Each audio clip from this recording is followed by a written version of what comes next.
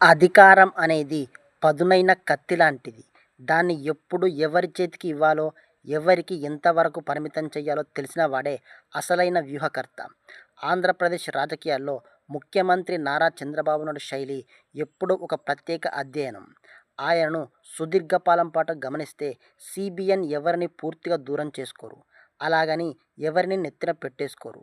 ఎవరిని ఎక్కడ ఉంచాలో, ఎవరికి ఎంత ప్రాధాన్యత ఇవ్వాలో ఆయనకు ఉన్నంత స్పష్టత బహుశా సమకాలీన రాజకీయాల్లో మరే నేతకు లేదనడంలో ఎటువంటి సందేహం లేదు. ఇటీవల రాష్ట్రంలో జరుగుతున్న కొన్ని పరిణామాలు, ముఖ్యంగా కొందరు సీనియర్ అధికారులు, నేతల విషయంలో చంద్రబాబు తీసుకుంటున్న నిర్ణయాలు ఇదే విషయాన్ని రుజువు చేస్తున్నాయి. దీనికి అత్యంత ప్రధానమైన ఉదాహరణ మాజీ ఐపీఎస్ అధికారి ఏబీ వెంకటేశ్వరరావు వ్యవహారం. గతంలో చంద్రబాబు ఆయనను నమ్మి ఇంటెలిజెన్స్ చీఫ్గా కీలక బాధ్యతలు అప్పగించారు. ఆ నియామకం వల్లనే చంద్రబాబుకు నష్టం జరిగింది. వివేకానంద రెడ్డిని దారుణంగా గొడ్డలితో నరికి చంపితే పోస్టుమార్టం వరకు చంద్రబాబుకు అది హత్య అన్న సమాచారం చేరలేదంటే ఇంటెలిజెన్స్ ఎంత ఘోరంగా ఉందో అర్థమైపోతుంది. అయితే ఆ తర్వాత రాజకీయ సమీకరణాలు మారినప్పుడు వైసీపీ ప్రభుత్వం ఆయనను వ్యక్తిగతంగా, వృత్తిపరంగా టార్గెట్ చేసినప్పుడు చంద్రబాబు అండగా నిలిచారు. కూటమి ప్రభుత్వం అధికారంలోకి రాగానే ఏబీవీకి చట్టపరమైన ఇబ్బందుల నుంచి వేగంగా క్లీన్ చిట్ వచ్చేలా చూసి తన నైతిక బాధ్యతను నిలబెట్టుకున్నారు. కానీ అంతటితోనే ఆపారు. అంతేకాని మళ్ళీ పాత రోజులను గుర్తు చేస్తూ కీలకమైన సలహాదారు పదవుల్లో కూర్చోబెట్టి పెత్తనం ఇచ్చే ప్రయత్నం చేయలేదు. ఒక నామినేటెడ్ పోస్టు ఇచ్చారు.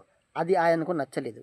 ఈ నిర్ణయంతో సదరు మాజీ అధికారి కినుక వహించి తెర వెనుక అసంతృప్తిని వెళ్లగక్కుతున్నారనే టాక్ పొలిటికల్ సర్కిల్లో బలంగా వినిపిస్తుంది. సోషల్ మీడియా వేదికగా రావణుడితో పోలికలు, గాడ్ ఫాదర్ డైలాగుతో పరోక్ష విమర్శలు వినిపిస్తున్న తాడేపల్లి ప్యాలెస్ తరహాలో చంద్రబాబు కక్ష సాధింపులకు దిగడం లేదు. ఎందుకంటే ఒక లీడర్గా ఎవరి నైజం ఏంటో అందరికంటే చంద్రబాబుకే బాగా తెలుసు. ఒకప్పుడు నెత్తిన పెట్టుకున్నందుకే రాజకీయంగా ఎలాంటి ఫలితాన్ని అనుభవించాల్సి వచ్చిందో ఆయనకు గుర్తుంది. అందుకే ఈసారి కృతజ్ఞతను చూపిస్తూనే పరిధిలను స్పష్టంగా గీశారు.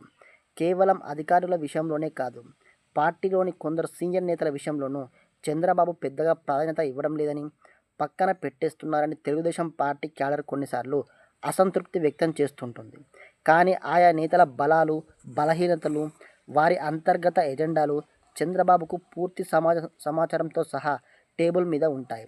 ఎప్పుడు ఎవరిని ప్రోత్సహించాలి, ఎవరిని వ్యూహాత్మకంగా నియంత్రించాలనే పవర్ బ్యాలెన్సింగ్ చంద్రబాబుకు వెన్నతో పెట్టిన విద్య. సమయం వచ్చినప్పుడు ఎంతటి వారికైనా బ్రేకులు వేయడం ఆయన లీడర్షిప్ స్టైల్లోనే ఒక భాగం. ఇక్కడ గమనించాల్సిన మరో ముఖ్యమైన అంశం ఏంటంటే తనను వ్యతిరేకించే వారిపై లేదా అసంతృప్తులపై చంద్రబాబు ఎప్పుడూ బహిరంగంగా నోరు పారేసుకోరు. నెగటివ్ కామెంట్లు చేయరు. కలిసి నడిస్తే స్వాగతిస్తారు. లేదంటే వారిని అలా వదిలేసి తన పని తను చేసుకుంటూ పోతారు తప్ప అనవసర విషయాలపై సమయాన్ని వృధా చేసుకోరు.